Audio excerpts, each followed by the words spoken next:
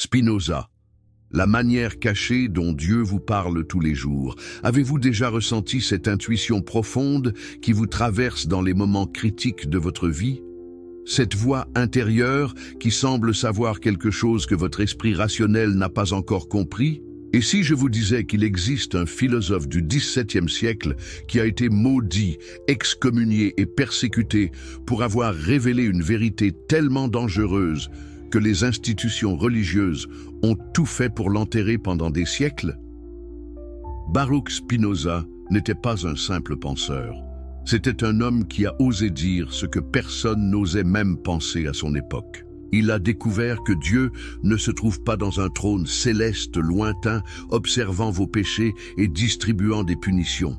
Non, Dieu est ici, maintenant, dans chaque battement de votre cœur, dans chaque respiration que vous prenez en ce moment précis, dans chaque pensée qui traverse votre esprit pendant que vous regardez cette vidéo. Mais avant de plonger dans cette révélation qui va complètement transformer votre compréhension de la spiritualité, si vous aimez les histoires inspirantes et les vérités cachées qui changent des vies, n'oubliez pas de vous abonner à la chaîne pour ne manquer aucun moment de contenu qui pourrait révolutionner votre vision du monde. Et dites-moi en commentaire de quel pays vous regardez cette vidéo et à quelle heure vous la découvrez. Je suis curieux de savoir si vous êtes en France, au Canada, en Belgique, en Suisse ou peut-être en Afrique. Écrivez-le maintenant. Et si vous regardez sur votre téléphone portable, n'hésitez pas à appuyer sur « J'aime » dès maintenant. Cela aide énormément à faire connaître ces vérités à plus de personnes qui en ont besoin. CEQ, V8 sur le point découvrirnis PAUNA, Simple Theory Philosophique Poussières, c'est une carte vers la liberté absolue. C'est la cal qui deverol une prison dont vous ne saviez même pas que vous étiez prisonnier. Spinoza appela pre old-time pour cette verette, à seulement 23 ans il a été banni d'essa, communot avec une malédiction, si violente, si haineuse, qu'elle fait froid, dans la dos même aujourd'hui presque 4 siècles plus tard pourquoi, que va-t-il découvert de si dondra? Calvarit, atetsi maniconte, quelle nécessitate non seulement son expulsion, mais aussi que son nam soit maudit de jour et de nuit. Con lui sujet dita, maudit quand il se couche et quand il se lève, quand il sort et quand il entre, la réponse va vous choquer. Spinoza avait découvert que vous n'avez besoin d'aucun intermédiaire pour communiquer avec Dieu, par des prêtres, par des rabbins, par des églises, par des temples, par des rituels compliqués, pourquoi parce que Dieu et la nature sont unis sous et même chose. Dieu n'est pas séparé de la création. Il est la création. Vous n'êtes pas UND. Creature faite par Dieu. Vous êtes UND expression directe de Dieu lui-même. Chaque arbre que vous voyez. Chaque étoile dans le ciel, chaque atome de votre corps est, mais se manifestant sous une forme différente. Imaginez le pouvoir que les institutions religieuses perdrient si les gens découvrient cette vérité.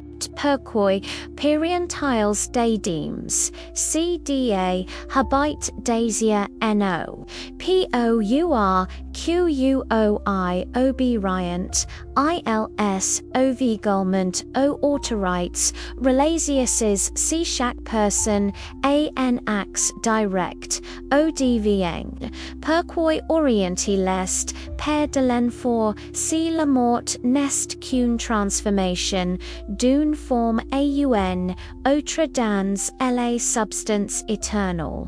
Vous comprens maintenant pourquoi ils valiant la fête. Amsterdam Juliet 1656 Le Chele de let P.A. Slaudement sur la ville. Dans la synagogue portugaise de la Houtgracht, les fidèles se respectent. L'atmosphère est tendue électrique quelque chose d'inhatchel vac produire. Les membres du Mahmoud la congrégation, de la congrégation, se tient devant la continent, les rouleaux, se quas de la Torah Isles. Ont dans leurs mains un document qu'il ont soigneusement prépare. Churchant dans leurs livres, les mots les plus doers, les malédictions les plus terribles, qu'ils pouvaient trouver. Ils s'apprêtent à prononcer la haram, l'excommunication, la plus sévère jamais infligée à un membre de leur communauté. La jeune homme vice nest mime pa présent. Baruch de Spinoza, 23 ans, marchand de fruits secs, fils d'une famille respectée de la communauté, c'est déjà si quiver, c'est passa et il s'en moque. Il a déjà perdu ses foi dans les dogmes religieux. Il a déjà vu à travers le voile des superstitions. Il a déjà compris quelque chose de tellement profond que, rien d'ici Holmes peuvent dire ni par la touche. Mais Spinoza, fidèle à son engagement envers la vérité rationnelle, plutôt que le réconfort émotionnel, ne pouvait pas accepter ces doctrines traditionnelles de l'immortalité personnelle. Comment le pourrait-il?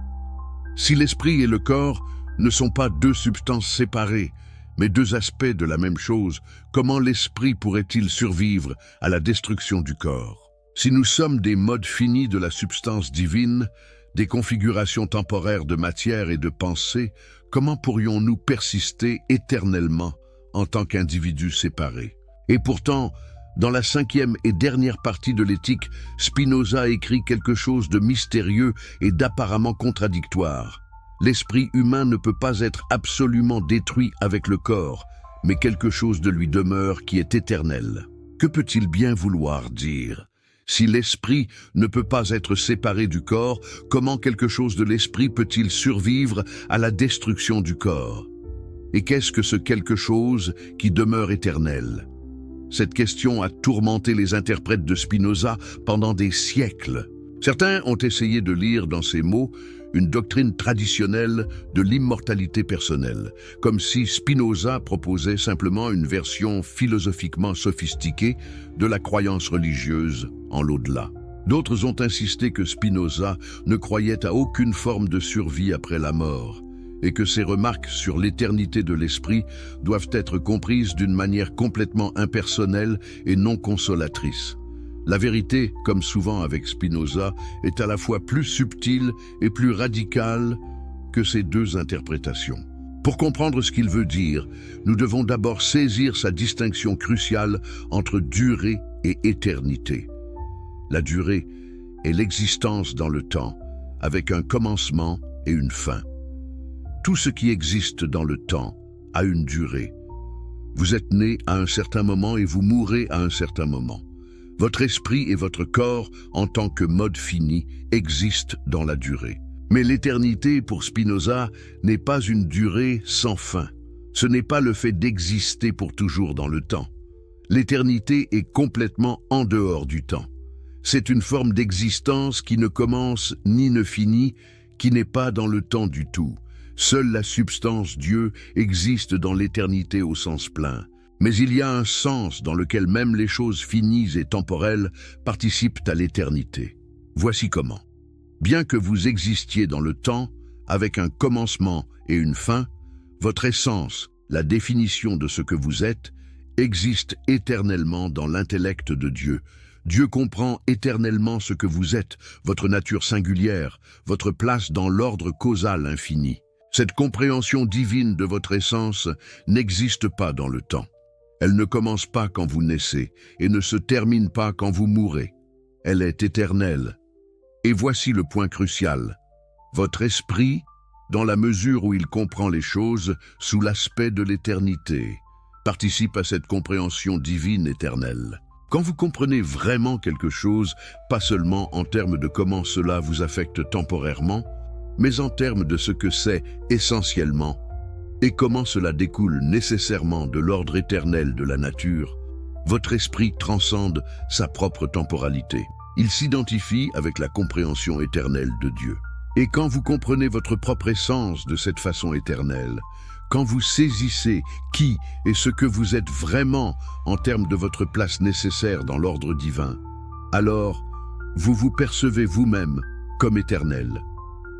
Non pas que vous allez continuer à exister en tant qu'individu conscient après la mort de votre corps, mais plutôt que votre essence, ce qui fait de vous ce que vous êtes fondamentalement, est éternellement connu par Dieu et fait éternellement partie de la réalité. Spinoza écrit « Nous sentons et nous savons par expérience que nous sommes éternels. » Qu'est-ce que cela peut signifier? Comment pouvons-nous sentir et savoir que nous sommes éternels alors que nous savons très bien que nous allons mourir? Cela signifie que dans les moments de compréhension vraiment clairs, quand nous percevons les choses, et nous-mêmes sous l'aspect de l'éternité, nous expérimentons une forme de conscience qui transcende le temps. Nous ne nous identifions plus simplement avec notre existence temporaire et périssable, mais avec notre essence éternelle, telle qu'elle existe dans l'intellect divin. La voix du lecteur résonne dans la synagogue. Écoutez ces mots, ressentez leur violence, leur haine, leur désespoir. Car c'est du désespoir, n'est-ce pas? Le désespoir de gens qui sentent leur contrôle leur échapper. Les seigneurs du Mahamad font savoir qu'ils ont depuis longtemps connaissance des opinions perverses et des actes de Baruch d'Espinoza et ont tenté par divers moyens et promesses de le détourner de ses mauvaises voies. Mais n'ayant obtenu aucune amélioration, recevant au contraire chaque jour davantage d'informations sur les horribles hérésies qu'il pratiquait et enseignait, et sur les actions monstrueuses qu'il accomplissait, ils ont décidé que l'édit Espinoza devrait être excommunié. Quelles étaient ces horribles hérésies? Quelles actions monstrueuses? Le document ne le dit pas explicitement, mais nous le savons maintenant, grâce aux témoignages de voyageurs espagnols qui ont rencontré Spinoza après son excommunication et qui ont été interrogés par l'Inquisition à leur retour en Espagne. Nous le savons grâce aux écrits que Spinoza produira dans les années suivantes. Ce jeune homme de 23 ans disait déjà des choses qui feraient trembler les fondations de toutes les religions organisées. Il disait que la loi n'est pas vraie au sens absolu, que les commandements de la Torah étaient valables uniquement dans le contexte politique de l'ancien royaume d'Israël, mais qu'ils ne sont plus pertinents maintenant. Pouvez-vous imaginer l'effet de ces paroles sur une communauté de juifs portugais qui avaient fui l'Inquisition, qui avaient été forcés de se convertir au catholicisme, qui avaient peut-être pratiqué leur judaïsme en secret pendant des générations, risquant leur vie, et qui maintenant, enfin libres à Amsterdam, essayaient de reconstruire leur identité religieuse. Et voilà qu'un des leurs leur dit que tout cela n'a plus de sens. Il disait qu'il n'y a pas de Dieu, sauf philosophiquement. Qu'est-ce que cela signifie? Cela signifie que le Dieu personnel des religions, le Dieu qui écoute vos prières, qui se soucie de vos actions, qui récompense et punit, ce Dieu-là n'existe pas. Il y a quelque chose qu'on peut appeler Dieu, mais c'est la nature elle-même, la substance infinie dont tout est fait. Ce Dieu-là ne prie pas. On ne peut pas le supplier. On ne peut pas négocier avec lui. Il ne change pas d'avis. Il est les lois éternelles et nécessaires de l'univers. Et la pire de toutes les hérésies pour une communauté obsédée par l'immortalité de l'âme, traumatisée par des siècles de persécution et espérant une récompense dans l'au-delà. Spinoza disait que l'âme meurt avec le corps, qu'il n'y a pas de paradis où vous serez récompensés pour vos souffrances, pas d'enfer où vos ennemis seront punis. Quand vous mourrez, vous mourrez. La forme individuelle que vous êtes se dissout, retourne à la substance dont elle est faite. Les atomes qui composent votre corps existaient avant vous et continueront après vous.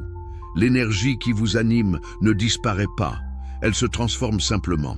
Mais vous, en tant que personne avec des souvenirs, une personnalité, des espoirs et des peurs, vous cessez d'exister. Vous sentez la menace ? Pour des gens qui avaient enduré des souffrances inimaginables en se cramponnant à l'espoir d'une récompense éternelle, cette idée était insupportable. Plus encore, elle était dangereuse, parce que si les gens cessaient de croire en l'immortalité de l'âme, ils cesseraient d'avoir peur de l'enfer. Et s'ils cessaient d'avoir peur de l'enfer, comment les contrôler? Comment les faire obéir? Comment maintenir l'ordre social et religieux? Alors ils ont lancé sur lui toutes les malédictions qu'ils pouvaient trouver. Après le jugement des anges et avec celui des saints, nous excommunions, expulsons et maudissons et damnons Baruch de Spinoza avec le consentement de Dieu, béni soit-il, et avec le consentement de toute la sainte congrégation. Devant les saints rouleaux, avec les 613 préceptes qui y sont écrits, avec l'excommunication avec laquelle Josué a banni Jéricho, avec la malédiction avec laquelle Élisée a maudit les enfants, et avec toutes les malédictions qui sont écrites dans la loi. Remarquez l'excès. La référence à Josué qui a détruit Jéricho. La référence à Élisée qui a maudit les enfants qui se moquèrent de lui et qui furent dévorés par des ours. Ils invoquent des images de destruction totale, de violence divine. Pourquoi tant de rage? Parce qu'ils avaient peur. Peur que ce jeune homme brillant n'ait raison. Peur que leur certitude ne soit que des illusions.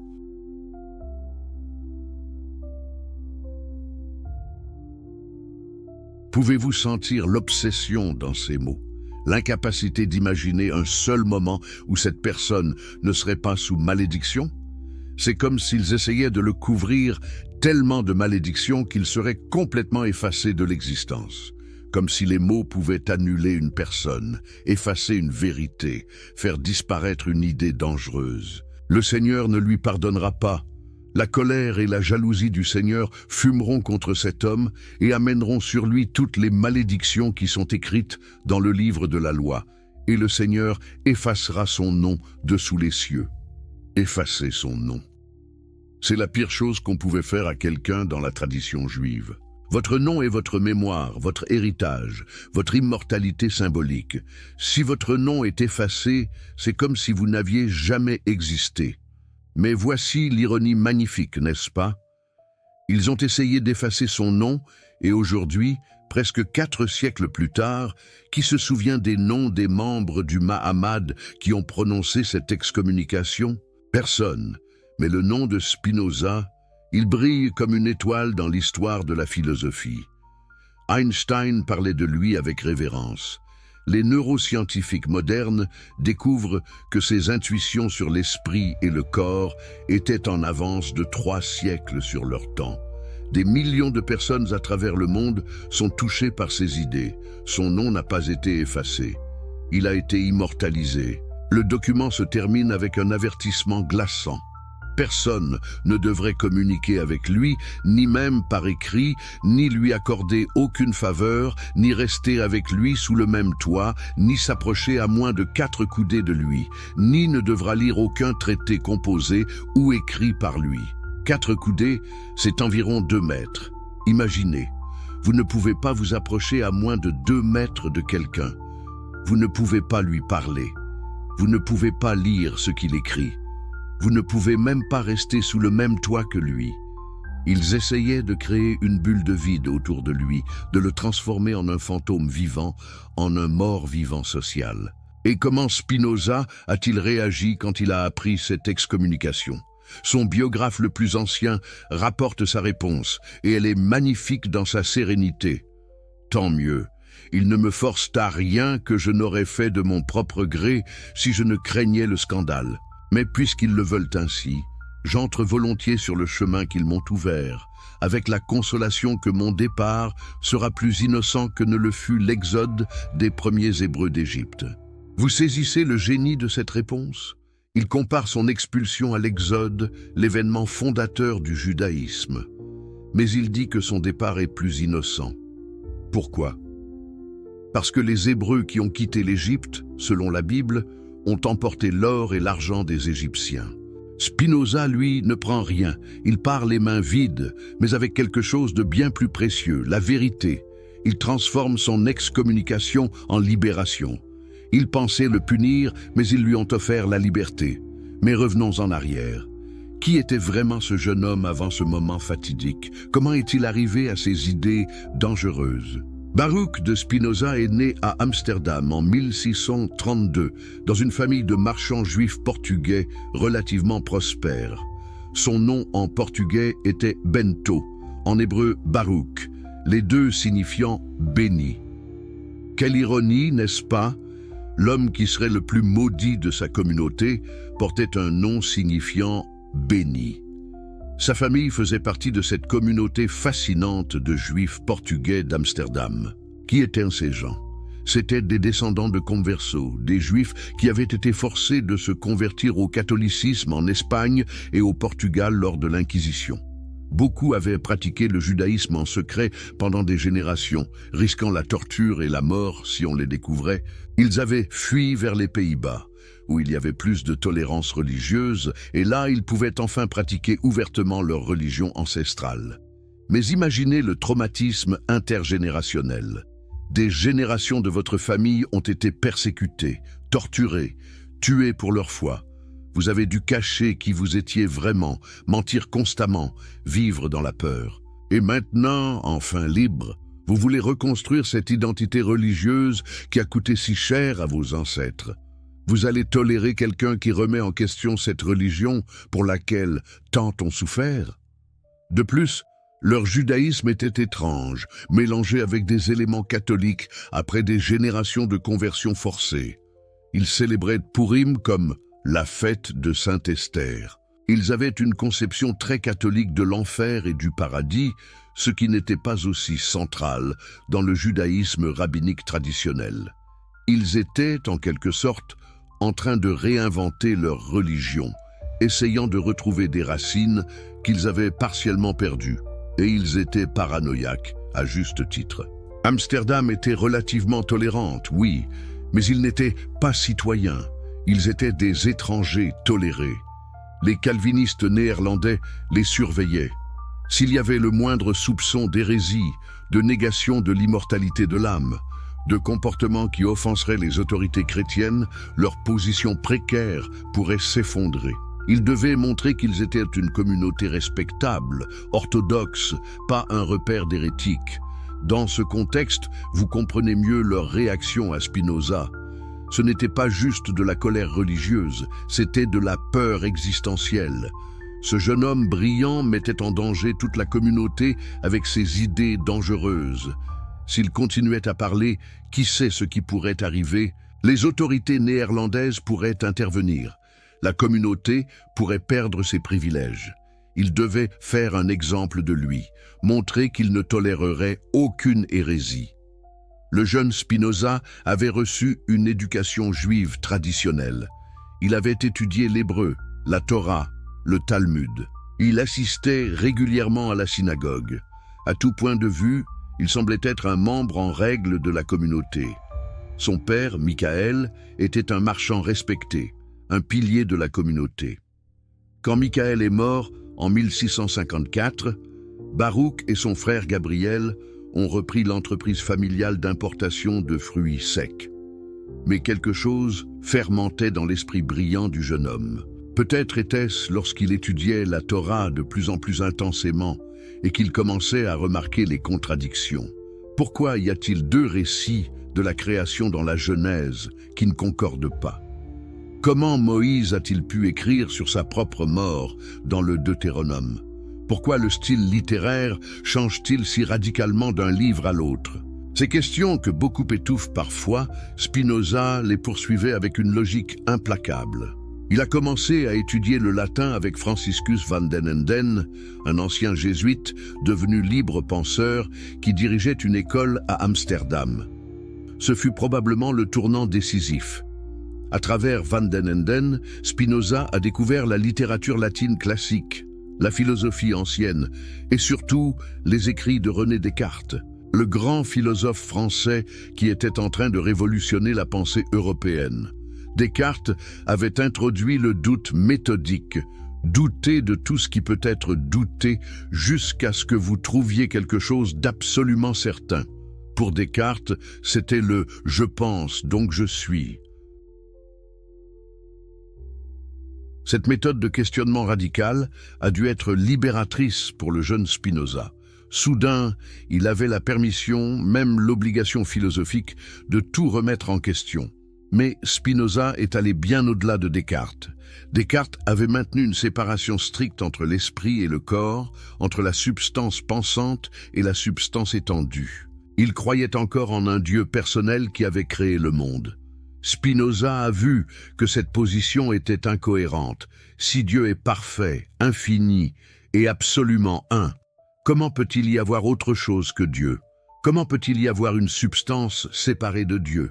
C'est là que Spinoza a fait son saut révolutionnaire. Il n'y a qu'une seule substance, Dieu ou la nature. Tout ce qui existe est soit Dieu lui-même, la substance, soit un attribut de Dieu comme la pensée et l'étendue, soit un mode de Dieu, comme vous et moi, comme chaque arbre, chaque pierre, chaque étoile. Deus sive natura, Dieu ou la nature. C'est la même chose. Vous voyez les implications? Si Dieu et la nature sont identiques, alors tout ce qui arrive est Dieu en train de se produire.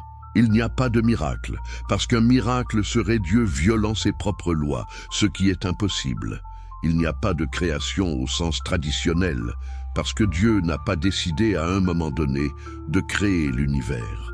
L'univers découle éternellement et nécessairement de la nature de Dieu, comme les propriétés d'un triangle découlent de sa définition. Il n'y a pas de libre arbitre au sens traditionnel non plus, ni pour Dieu ni pour nous. Dieu ne peut pas agir autrement qu'il n'agit, parce qu'agir autrement serait contraire à sa nature. Et nous sommes des modes de Dieu.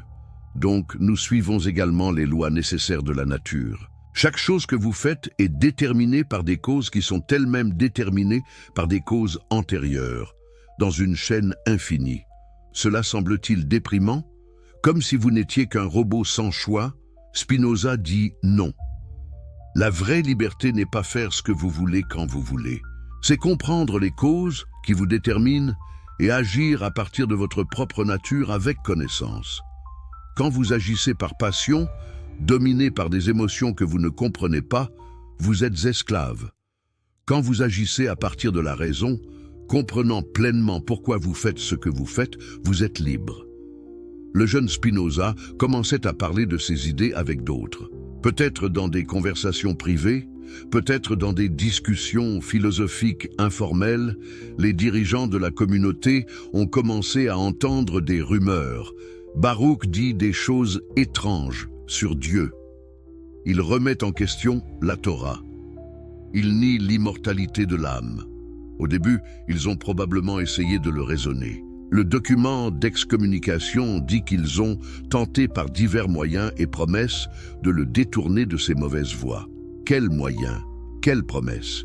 Peut-être l'ont-ils menacé. Peut-être lui ont-ils offert de l'argent pour se taire. Peut-être l'ont-ils supplié de penser à la réputation de sa famille. Mais Spinoza n'a pas cédé. Pour lui, la vérité était plus importante que l'appartenance communautaire. La cohérence philosophique était plus précieuse que la sécurité sociale. Il y avait aussi une dimension politique. En 1656, Spinoza a fait quelque chose qui a violé explicitement les règles de la communauté. Après la mort de son père, il y avait des dettes. Spinoza est allé voir les autorités néerlandaises pour se faire déclarer orphelin et ainsi être libéré de ses dettes. Mais la communauté juive avait une règle stricte. Tous les conflits financiers et juridiques devaient être résolus à l'intérieur de la communauté, pas par les tribunaux néerlandais. En allant aux autorités extérieures, Spinoza montrait qu'il ne se considérait plus vraiment comme faisant partie de la communauté. Citate Pater, la goutte que a fait déborder la vase. Les dirigeants ont décidé qu'ils ne pouvaient plus tolérer ces gen om problématique. Il devait partir, et pour s'assurer qu'aucun autre gen n'y soit tenté de suivre son exemple. Ils devaient faire de son expulsion un spectacle terrifiant. Mais voici la question fascinante. Les 40 autres personnes qui ont été excommuniées Portuguese d'Amsterdam, entre t 1622 et t 1683 ont presque toutes été intégrées après avoir demandé pardon et pun amende. Pourquoi pas Spinoza? Parce qu'il n'a jamais demandé pardon. Il n'en voulait pas. Pour lui, cette excommunication était une liberation, une punition. Ils lui avait donné la permission de vivre enfin selon sa propre nature de pause, vivre la vérité sans contrats communautaires. Alors qu'il fait apes, il acquitte Amsterdam et s'est installé dans des villes plus petites, d'abord Regensburg puis Voorburg, puis La Haye. Il a gagné sa vie modestement en placement des lentilles optiques, un métier qu'il avait appris. C'était un travail manuel qui lui donnait aux d'argent pour vivre, simplement et beaucoup de temps pour philosopher. Il a commencé à écrire d'abord un traité sur Descartes, puis son œuvre la plus scandaleuse, la Tractatus Theologico-Politicus, la traite théologico publié anonymement, en 1670. Dans ce livre, il développe sa critique de la Bible comme document humain par devant. Il argumentait pour la liberté de pensée et d'expression. Il séparait radicalement la philosophie de la théologie. Il propose une forme de gouvernement démocratique où la religion reste privée et n'édicte pas la politique. Le livre a créé un scandale énorme, même publié anonymement. Tout le monde savait rapidement qui l'avait écrit.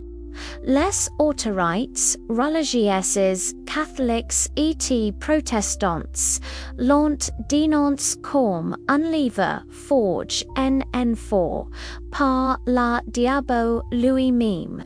Il ait mis Celindix Librorum Prohibitorum la leste livres interdits par l'Église catholique. Dans plusieurs régions, la passade était un crime. Mais Spinoza continuait-il travailler sur son chef d'œuvre, l'éthique un livre, structure, comme un trait de géométrie, avec des définitions, des axiomes, des propositions, et des démonstrations. Pourquoi cette structure?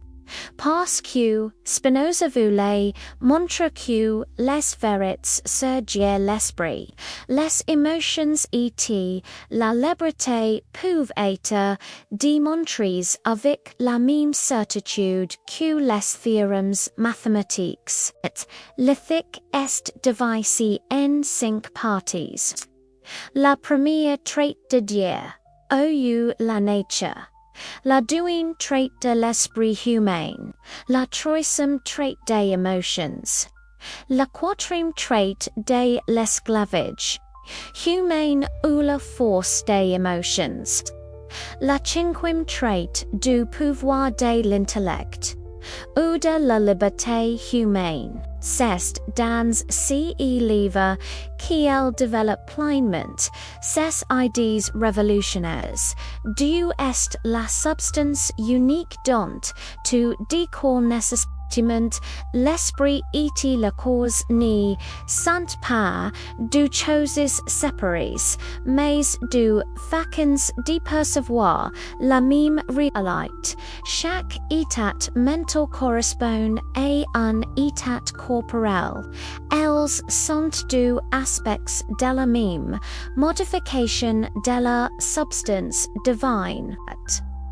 Les émotions ne sont pas irrationnelles ou chaotiques, elles suivent des lois aussi strictes que les lois physiques. Chaque émotion peut être comprise si vous comprenez ses causes. Étant comprenant vos émotions, vous gagnez du pouvoir sur elles vous passez de la passion à l'action, de l'esclavage à la liberté. La liberté humaine ne consiste pas à capa à la causalité, mais à devenir une cause plutôt que simple. Effet quand vous agissez par passion, vous êtes l'effet de causes externes. Quand vous agissez par raison comprenant pleinement votre propre nature et celle du monde, vous agissez de votre propre essence. Vous êtes libre. Et la sagesse humaine, CEQ Spinoza appelle beatitudo, beatitude c'est l'amour intellectualis de l'amour intellectualis de l'amour intellectio diatio, ce n'est pas un sentiment sentimental. C'est la joie profonde qui vante votre place dans la totalité de l'existence. De voir comment tu est connect, de reconnaître que vous êtes une expression nécessaire et éternelle de la substance infinie. Mais Spinoza n'a jamais vu ce livre publié. Il est mort jeune, à 44 ans probablement de silicos, causé par la poussière de verre, de son travail, de polissage, de lentilles. Ses amis ont trouvé le manuscrit de Lithith dans son bureau et l'ont publié quelques mois après sa mort en 1677. L'impact est immédiate durable, les autorités religieuses étant horrifiées, mais les pensées audacieux étant façons. Au fil des siècles, l'influence de Spinoza n'a cessé de croître. Les philosophes des Lumières l'ont lu avidement. Les romantiques allemands l'ont adoré. Einstein disait qu'il croyait odier de Spinoza, qui se révèle dans la harmonie ordonnée des qui existe. P.N. Undier, qui se préoccupe du destin et des actions des êtres. Aujourd'hui, les neuroscientifiques découvrent que la vision de Spinoza de l'esprit était du corps comme du aspect de la même chose préfigure remarquablement CEQ nous apprenons sur le cerveau. Les écologies trouvant dans essai vision de Dieu une base philosophique pour respecter la nature. Les psychologies voyant dans essai theory des émotions un précurseur de la thérapie cognitive. Mais revenons à la question fondamentale. Comment Dieu vous parle-t-il selon Spinoza? La réponse est constamment, à travers absolument tout. Chaque émotion que vous ressentez est Dieu communiquant avec vous sur ce qui augmente ou diminue votre puissance d'exister. Quand vous vous sentez joyeux en vous connectant authentiquement avec quelqu'un, ce n'est pas juste de la chimie cérébrale. C'est Dieu vous montrant que vous êtes en train d'augmenter votre essence, d'élargir votre être. La tristesse après une perte n'est pas une punition. C'est Dieu vous montrant qu'une connexion importante a été rompue. La colère quand vous êtes critiqué, Dieu vous montre que vous ne comprenez pas encore pleinement la situation ou vous-même. L'intuition soudaine qui résout un problème. Dieu parlant à travers la partie de votre esprit qui est directement connectée à l'esprit infini. Chaque motif dans la nature est un mot dans le langage de Dieu. La proportion dorée qui apparaît dans les galaxies, les coquillages et les tournesols, c'est la grammaire divine. Les synchronicités où les oiseaux migrateurs savent exactement quand partir. C'est Dieu opérant à travers d'innombrables modes simultanément, tous coordonnés parce que tous sont des expressions de la même essence unique. Votre corps n'est pas un temple où Dieu habite. Il est Dieu se manifestant sous forme physique. Cette douleur chronique dans votre dos, peut-être Dieu vous dit-il que vous portez des fardeaux qui ne sont pas les vôtres. Cette insomnie, peut-être Dieu vous montre-t-il que vous êtes déconnecté des rythmes naturels, votre désir profond pour quelque chose. Ce n'est peut-être pas une tentation à résister, mais Dieu vous guidant vers ce qui augmente votre puissance d'être. Chaque personne que vous rencontrez est littéralement Dieu s'exprimant à travers une perspective unique. Quand quelqu'un vous irrite profondément, Dieu vous montre des aspects de vous-même que vous n'avez pas encore intégrés. Quand quelqu'un vous inspire, Dieu vous révèle des potentiels qui existent aussi en vous. Les conflits répétitifs dans vos relations, Dieu essaie de vous enseigner quelque chose que vous n'avez pas encore appris. L'intuition n'est pas mystique au sens d'irrationnel. C'est le troisième type de connaissance que Spinoza identifie, au-delà de l'imagination basée sur l'expérience casuelle et au-delà du raisonnement logique. C'est la connaissance directe de l'essence des choses, quand vous savez instantanément que vous pouvez faire confiance à quelqu'un sans pouvoir expliquer pourquoi, quand vous avez un pressentiment fort sur une décision. C'est Dieu parlant à travers la partie la plus profonde de vous qui est directement connectée à la totalité. Mais vous ignorez probablement la plupart de ces messages. Pourquoi ? Parce que la société vous a appris à ne valoriser que le raisonnement conscient et à vous méfier de tout le reste.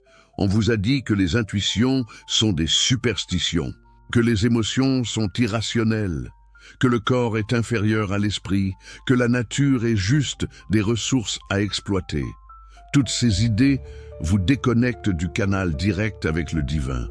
Spinoza ne recommande pas des pratiques mystiques compliquées ou de l'ascétisme extrême pour reconnecter. La clé est de calmer le bruit mental. Quand votre esprit est constamment préoccupé par le passé ou anxieux du futur, obsédé par les opinions des autres ou à la poursuite de validations externes, vous ne pouvez pas entendre la voix plus subtile. C'est comme essayer d'écouter de la musique classique au milieu d'un chantier de construction bruyant. La pratique ne consiste pas à ajouter plus, mais à soustraire. Retirer les couches de conditionnement social, les attentes imposées, les peurs irrationnelles. Quand vous devenez plus présent, plus connecté à votre propre nature essentielle, l'intuition coule naturellement. Dieu parlait toujours. Vous n'étiez simplement pas à l'écoute. Et la mort, cette terreur qui pousse tant de gens dans les bras des religions promettant l'immortalité. Spinoza offre quelque chose de différent. Pas le réconfort bon marché d'un paradis où vous retrouverez vos proches, mais la reconnaissance profonde que vous n'avez jamais été séparés du tout. Votre forme individuelle est temporaire, oui, mais la substance dont vous êtes fait est éternelle et indestructible. Les atomes de votre corps existaient dans des étoiles mortes il y a des milliards d'années et continueront à exister, se recombinant en nouvelles formes. Vous êtes une vague dans l'océan. La vague s'élève et retombe, mais l'océan reste. Il y a une paix profonde dans cette compréhension, non pas parce qu'elle nie la perte ou prétend que la mort individuelle n'est pas réelle, mais parce qu'elle place cette mort dans un contexte plus large. Vous êtes une note dans une symphonie infinie. La note joue son rôle et se termine, mais la symphonie continue. Et d'une certaine manière, parce que la substance est éternelle, tout ce qui a jamais existé existe toujours dans l'éternité de Dieu. C'est ce que Spinoza appelle voir les choses sub specie aeternitatis, de la perspective de l'éternité. Ce n'est pas échapper au temps, mais voir comment chaque moment temporel s'inscrit dans le tout éternel. Et quand vous voyez ainsi, vous accédez à cette béatitude dont il parle, cette joie inébranlable qui ne dépend pas de circonstances changeantes. Maintenant, comprenez-vous pourquoi il voulait le faire taire? Ces idées donnent du pouvoir, elles enlèvent la peur. Elles retirent le pouvoir des mains des autorités religieuses et le placent directement dans les vôtres. Vous n'avez besoin de personne pour interpréter la volonté de Dieu. Vous n'avez besoin d'aucun rituel pour accéder au divin. Vous n'avez besoin d'aucune permission pour être libre. Tout ce dont vous avez besoin, c'est de comprendre. Connaissance, compréhension, c'est le chemin vers la liberté. Les émotions, selon Spinoza, ne sont pas des nuisances à éliminer ou des tentations à résister. Elles sont des informations précieuses. Chacune suit des lois aussi strictes que les lois de la physique. Dans la troisième partie de l'éthique, Spinoza développe une géométrie des émotions. Il commence avec quelques émotions de base et montre comment toutes les autres en dérivent selon des lois nécessaires. Les trois émotions primaires sont le désir, la joie et la tristesse. Le désir, ou conatus en latin, est l'essence même de chaque chose, son effort pour persévérer dans son être. C'est la force fondamentale qui vous anime. La joie est le passage d'une moindre à une plus grande perfection, d'une moindre à une plus grande puissance d'agir. La tristesse est le passage inverse, d'une plus grande à une moindre perfection. Toutes les autres émotions sont des variations ou des combinaisons de ces trois. L'amour, c'est la joie accompagnée de l'idée d'une cause extérieure. Vous ressentez de la joie et vous l'associez à quelqu'un ou quelque chose. La haine, c'est la tristesse accompagnée de l'idée d'une cause extérieure. L'espoir, c'est la joie inconstante née de l'idée d'une chose future ou passée dont l'issue est douteuse. La peur, la tristesse inconstante née de la même incertitude. Spinoza identifie et définit 48 émotions différentes, montrant comment chacune découle logiquement des définitions précédentes. Pourquoi faire cela? Parce que comprendre vos émotions est le premier pas pour les maîtriser. Tant que vous ne comprenez pas pourquoi vous ressentez ce que vous ressentez, vous êtes à leur merci. Vous êtes passif, dominé par des forces que vous ne comprenez pas. Mais quand vous comprenez qu'une émotion est une réponse causale nécessaire à certaines idées et expériences, vous gagnez du pouvoir. Vous pouvez investiguer. D'où vient cette colère vraiment? Quelle idée inadéquate la sous-tend? Quelle peur non examinée? Et en comprenant les causes, vous pouvez commencer à changer les idées inadéquates en idées adéquates. C'est là que Spinoza fait une distinction cruciale entre les passions et les actions. Une passion est une émotion dont vous n'êtes pas la cause adéquate. Vous êtes affecté par quelque chose d'extérieur et vous réagissez sans vraiment comprendre.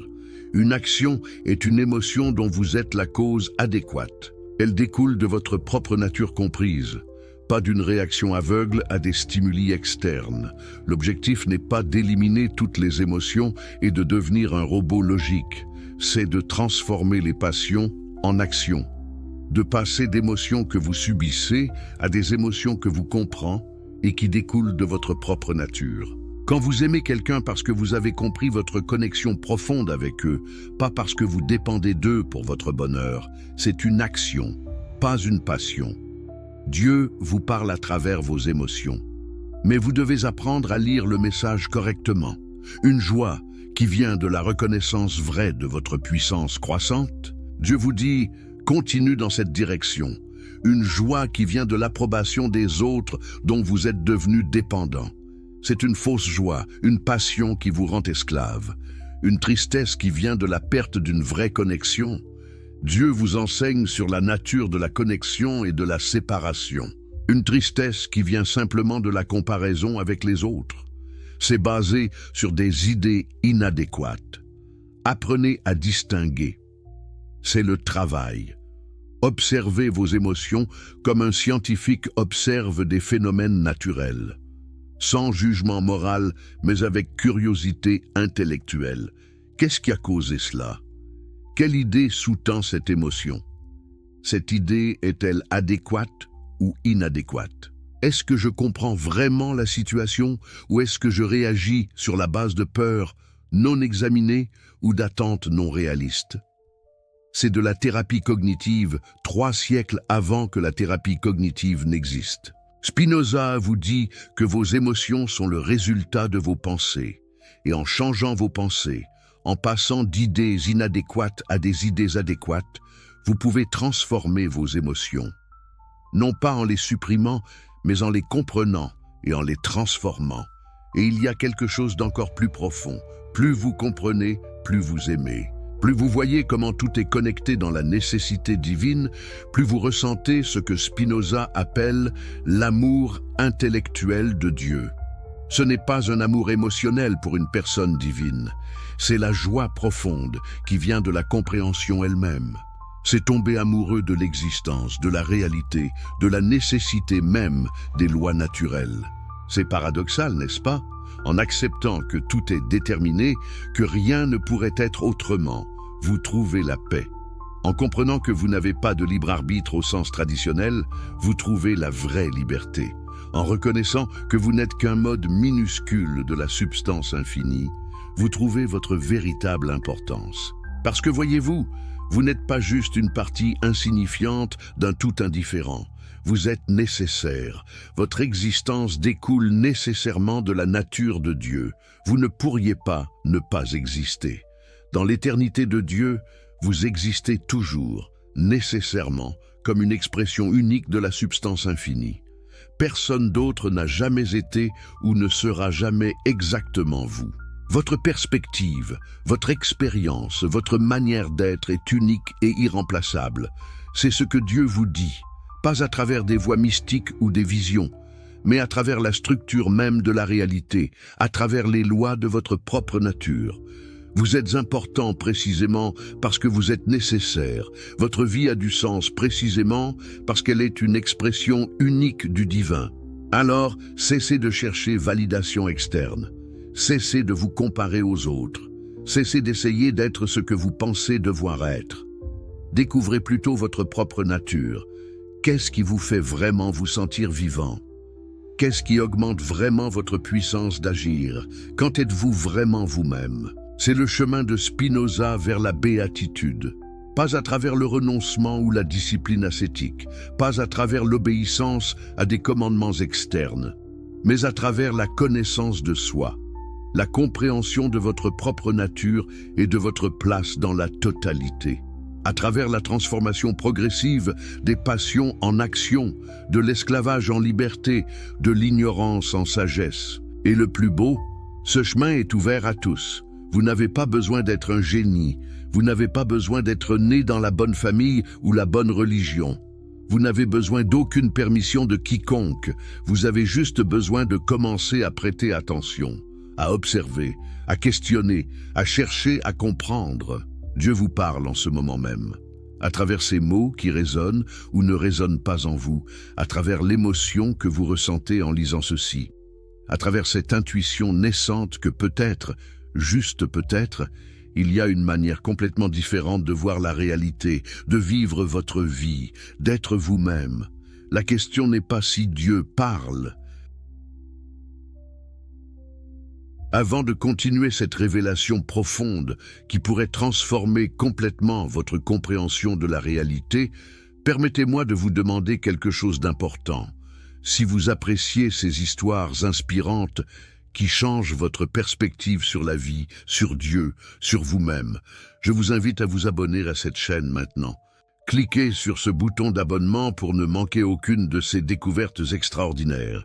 Et dites-moi, écrivez dans les commentaires, de quel pays regardez-vous cette vidéo en ce moment?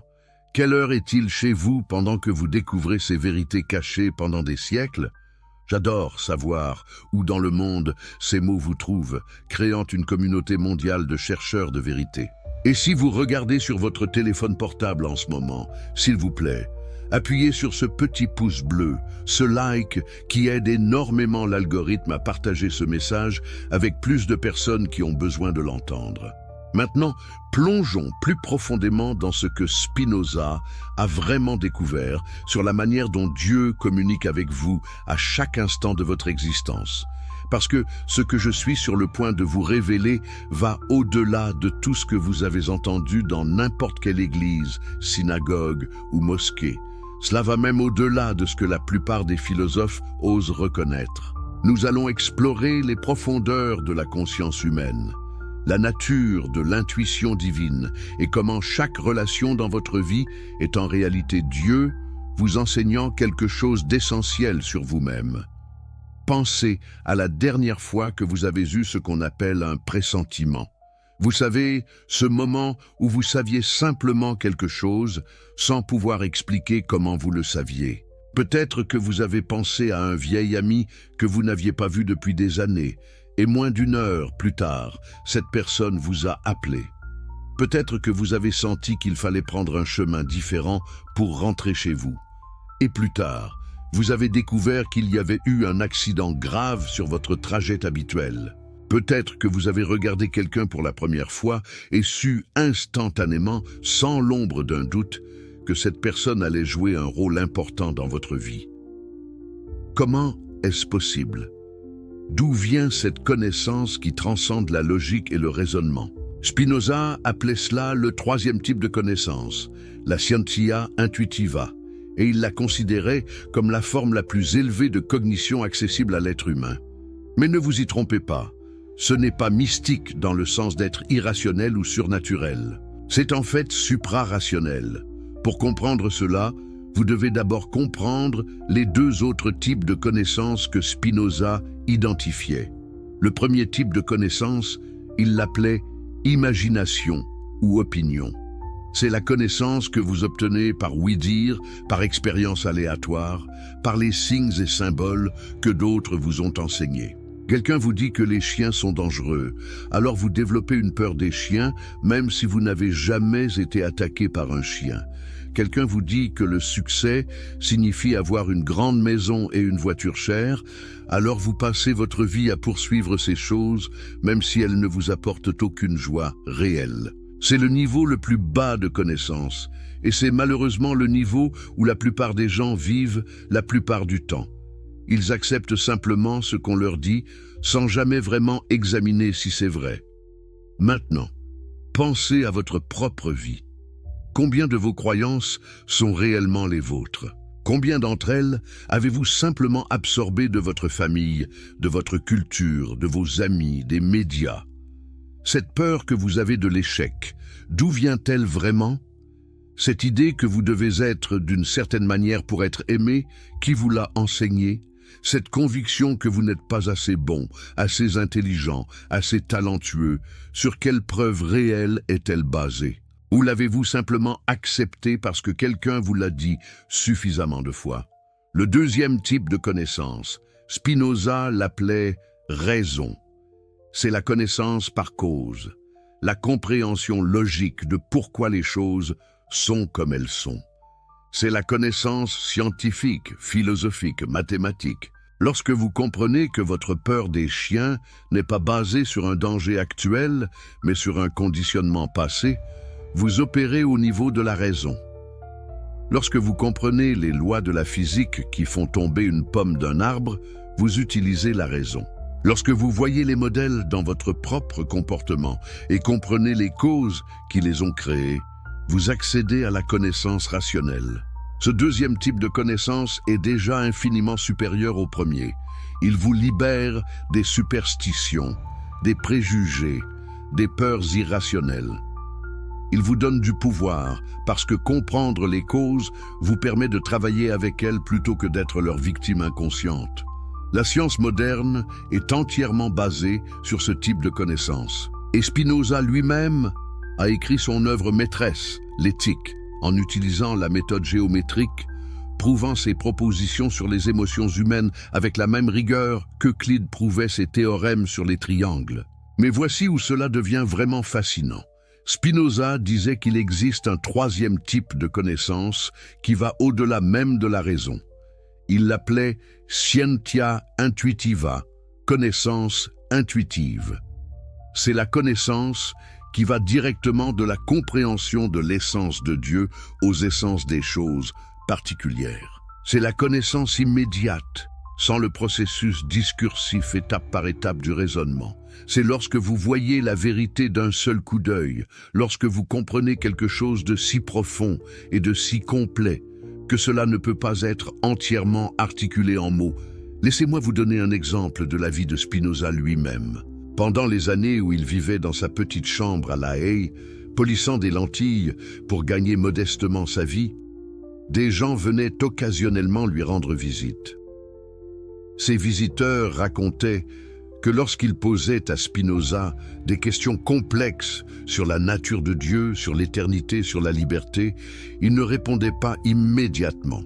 Il devenait silencieux, regardait par la fenêtre, et puis, soudainement, ses yeux s'illuminaient.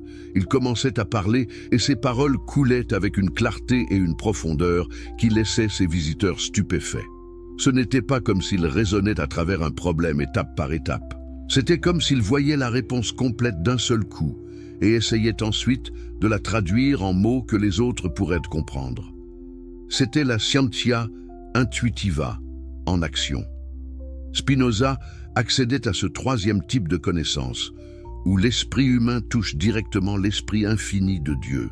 Parce que, rappelez-vous, pour Spinoza, votre esprit n'est pas séparé de l'esprit divin. Votre esprit est un mode de l'attribut de la pensée de Dieu. C'est Dieu pensant à travers une perspective humaine finie.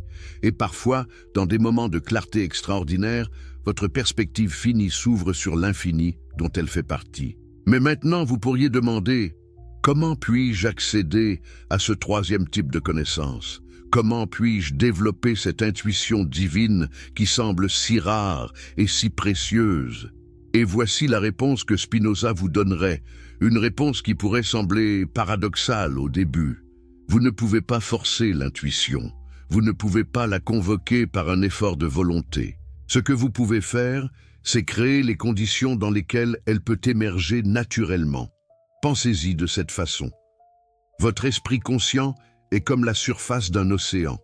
Les vagues, le mouvement constant, le bruit, tout cela se passe à la surface. Mais en dessous, dans les profondeurs, il y a un calme, une sagesse, une connexion avec l'ensemble de l'océan.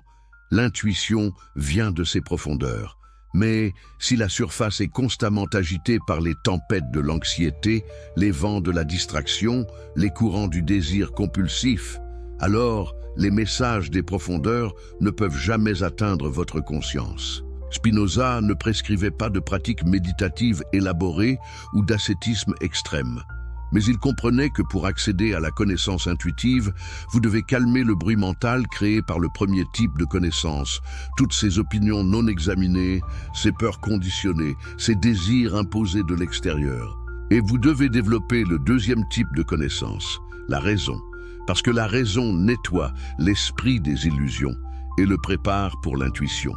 Voici quelque chose de crucial que vous devez comprendre. L'intuition véritable, la scientia intuitiva, n'est pas en opposition avec la raison. Elle la transcende sans la contredire. C'est comme un musicien virtuose qui a tellement pratiqué les gammes et la théorie musicale que maintenant il peut improviser brillamment sans penser consciemment aux règles. Les règles sont intégrées, dépassées, transcendées. De même, lorsque vous avez cultivé suffisamment de connaissances rationnelles de vous-même et du monde, quelque chose de nouveau peut émerger, une connaissance directe qui voit les essences plutôt que seulement les causes. Laissez-moi vous raconter comment cela fonctionne dans la vie réelle. Imaginez que vous devez prendre une décision importante, peut-être changer de carrière, mettre fin à une relation, déménager dans une nouvelle ville. Au niveau du premier type de connaissance, vous êtes submergé par les opinions des autres. Votre famille dit une chose, vos amis disent autre chose, la société a ses attentes. Vous êtes paralysé par toutes ces voix contradictoires. Au niveau du deuxième type de connaissance, vous commencez à raisonner. Vous faites des listes de pour et contre. Vous analysez les risques et les bénéfices. Vous essayez de prévoir logiquement les résultats de chaque option. C'est utile, certainement. Mais souvent, même après toute cette analyse, vous n'êtes toujours pas sûr. Puis si vous avez fait le travail de clarifier votre esprit, de comprendre vos propres motivations, de vous connecter avec votre nature essentielle, quelque chose d'autre peut se produire. Vous pourriez vous réveiller un matin et savoir simplement, avec une certitude absolue, ce que vous devez faire. Ce n'est pas un sentiment émotionnel, ce n'est pas un espoir ou un souhait, c'est une connaissance claire, calme, certaine. Vous savez non seulement ce que vous devez faire, mais pourquoi c'est juste pour vous, comment cela s'aligne avec votre essence la plus profonde. C'est la scientia intuitiva, c'est Dieu vous parlant à travers votre propre compréhension la plus élevée. Mais voici le test pour distinguer l'intuition véritable des imposteurs. L'intuition authentique, même lorsqu'elle vous guide vers quelque chose de difficile ou d'effrayant, vient avec une qualité de paix. Il peut y avoir de l'excitation, de la nervosité à propos de l'inconnu, mais il y a un calme sous-jacent, une certitude. Vous sentez votre pouvoir d'exister augmenter, pas diminuer. Vous vous sentez plus vivant, plus vous-même, même face à l'incertitude. En revanche, les impulsions basées sur la peur se déguisent souvent en intuition. Elles sont urgentes, frénétiques. Elles viennent avec des pensées de rareté. Je dois agir maintenant ou perdre cette opportunité pour toujours. Elles sont accompagnées d'anxiété, de contraction, de fermeture. Après avoir agi sur elles, vous ne vous sentez pas en paix, mais épuisé, vidé, peut-être même honteux. C'était une passion, pas une action. C'était vous étant dominé par des causes externes que vous ne compreniez pas vous agissant à partir de votre propre nature libre. Spinoza vous invite à devenir un scientifique de votre propre conscience. Observez vos pensées, vos émotions, vos impulsions, lesquelles augmentent votre pouvoir d'exister, lesquelles le diminuent, lesquelles viennent de votre essence la plus profonde, lesquelles viennent de peurs conditionnées ou de désirs imposés. Cette observation elle-même, cette conscience sans jugement, crée l'espace dans lequel l'intuition véritable peut émerger. Et maintenant, permettez-moi de vous révéler quelque chose d'encore plus profond sur la manière dont Dieu vous parle. Chaque personne que vous rencontrez, chaque relation que vous avez, est en réalité un miroir élaboré vous montrant des aspects de vous-même et de la nature divine. Cela peut sembler une simple métaphore, mais pour Spinoza, c'était littéralement vrai. Parce qu'il n'y a qu'une seule substance, Dieu ou la nature, s'exprimant à travers d'innombrables modes. Vous êtes un de ces modes. Chaque autre personne est un autre mode. Même substance fondamentale, différentes expressions. Que se passe-t-il lorsque vous commencez vraiment à voir les gens de cette façon? Lorsque vous regardez la personne en face de vous, même quelqu'un qui vous irrite profondément ou que vous n'aimez pas et que vous vous souvenez, ceci aussi est Dieu se manifestant sous une forme unique, cela transforme complètement vos relations. Cela ne signifie pas que vous devez tolérer des comportements abusifs. Cela ne signifie pas que vous ne devez pas établir de limites ou quitter des relations toxiques, mais cela change la qualité de votre expérience. Pensez à quelqu'un dans votre vie qui vous irrite constamment. Peut-être un collègue qui semble toujours critiquer votre travail. Peut-être un membre de la famille qui ne cesse de vous donner des conseils non sollicités. Peut-être un partenaire qui a des habitudes qui vous rendent fou. Votre première réaction est généralement « Pourquoi cette personne est-elle comme ça? Pourquoi ne peuvent-ils pas simplement changer ?» Mais Spinoza vous invite à poser une question différente. Pourquoi cette personne me dérange-t-elle autant? Qu'est-ce que cela révèle sur moi? Parce que voici une vérité profonde. Vous ne pouvez être déclenché que là où il y a quelque chose en vous qui résonne avec le déclencheur. Si vous êtes complètement en paix avec un aspect de vous-même, le comportement de quelqu'un d'autre dans ce domaine ne vous dérangera pas. Mais si vous avez des peurs non résolues, une honte cachée, des parties de vous-même que vous n'avez pas encore acceptées, alors quelqu'un qui touche ces zones sensibles vous mettra instantanément mal à l'aise. Cette personne qui critique constamment votre travail pourrait-elle refléter votre propre critique intérieure, cette voix dans votre tête qui dit que vous n'êtes jamais assez bon?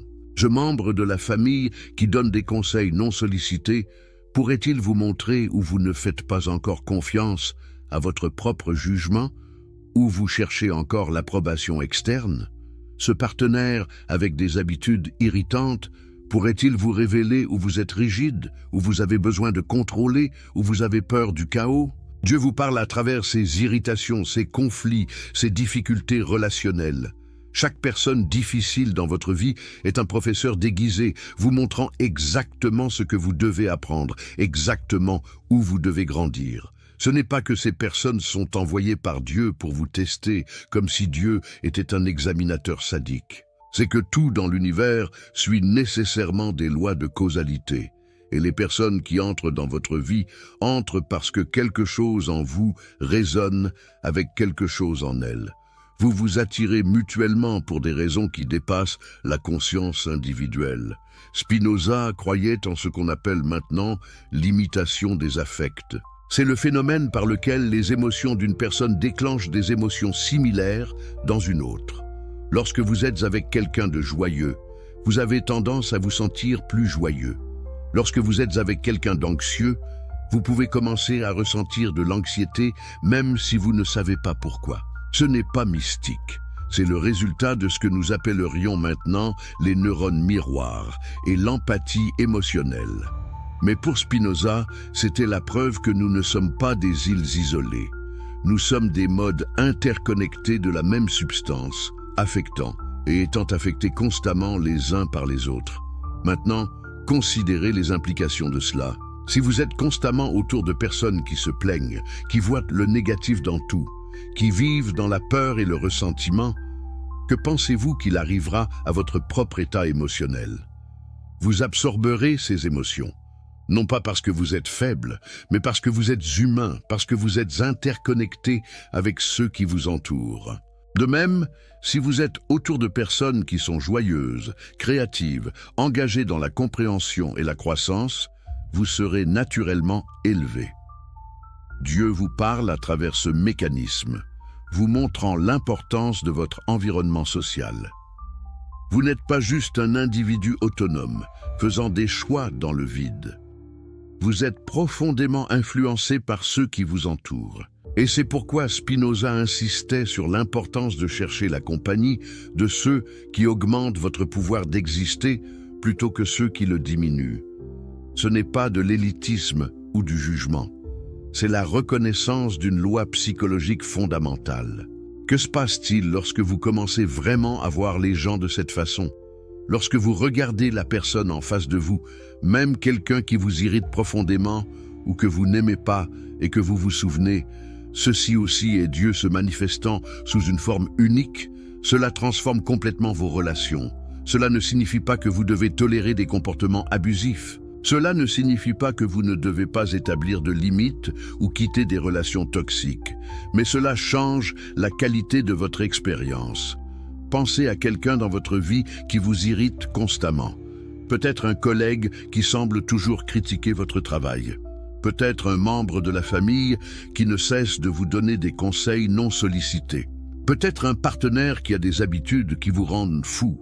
Votre première réaction est généralement « Pourquoi cette personne est-elle comme ça? Pourquoi ne peuvent-ils pas simplement changer ?» Mais Spinoza vous invite à poser une question différente. Pourquoi cette personne me dérange-t-elle autant? Qu'est-ce que cela révèle sur moi? Parce que voici une vérité profonde. Vous ne pouvez être déclenché que là où il y a quelque chose en vous qui résonne avec le déclencheur. Si vous êtes complètement en paix avec un aspect de vous-même, le comportement de quelqu'un d'autre dans ce domaine ne vous dérangera pas. Mais si vous avez des peurs non résolues, une honte cachée, des parties de vous-même que vous n'avez pas encore acceptées, alors quelqu'un qui touche ces zones sensibles vous mettra instantanément mal à l'aise. Cette personne qui critique constamment votre travail pourrait-elle refléter votre propre critique intérieure, cette voix dans votre tête qui dit que vous n'êtes jamais assez bon? Ce membre de la famille qui donne des conseils non sollicités pourrait-il vous montrer où vous ne faites pas encore confiance à votre propre jugement ou vous cherchez encore l'approbation externe? Ce partenaire, avec des habitudes irritantes, pourrait-il vous révéler où vous êtes rigide, où vous avez besoin de contrôler, où vous avez peur du chaos? Dieu vous parle à travers ces irritations, ces conflits, ces difficultés relationnelles. Chaque personne difficile dans votre vie est un professeur déguisé, vous montrant exactement ce que vous devez apprendre, exactement où vous devez grandir. Ce n'est pas que ces personnes sont envoyées par Dieu pour vous tester, comme si Dieu était un examinateur sadique. C'est que tout dans l'univers suit nécessairement des lois de causalité. Et les personnes qui entrent dans votre vie entrent parce que quelque chose en vous résonne avec quelque chose en elles. Vous vous attirez mutuellement pour des raisons qui dépassent la conscience individuelle. Spinoza croyait en ce qu'on appelle maintenant l'imitation des affects. C'est le phénomène par lequel les émotions d'une personne déclenchent des émotions similaires dans une autre. Lorsque vous êtes avec quelqu'un de joyeux, vous avez tendance à vous sentir plus joyeux. Lorsque vous êtes avec quelqu'un d'anxieux, vous pouvez commencer à ressentir de l'anxiété même si vous ne savez pas pourquoi. Ce n'est pas mystique, c'est le résultat de ce que nous appellerions maintenant les neurones miroirs et l'empathie émotionnelle. Mais pour Spinoza, c'était la preuve que nous ne sommes pas des îles isolées. Nous sommes des modes interconnectés de la même substance, affectant et étant affectés constamment les uns par les autres. Maintenant, considérez les implications de cela. Si vous êtes constamment autour de personnes qui se plaignent, qui voient le négatif dans tout, qui vivent dans la peur et le ressentiment, que pensez-vous qu'il arrivera à votre propre état émotionnel? Vous absorberez ces émotions, non pas parce que vous êtes faible, mais parce que vous êtes humain, parce que vous êtes interconnecté avec ceux qui vous entourent. De même, si vous êtes autour de personnes qui sont joyeuses, créatives, engagées dans la compréhension et la croissance, vous serez naturellement élevé. Dieu vous parle à travers ce mécanisme, vous montrant l'importance de votre environnement social. Vous n'êtes pas juste un individu autonome, faisant des choix dans le vide. Vous êtes profondément influencé par ceux qui vous entourent.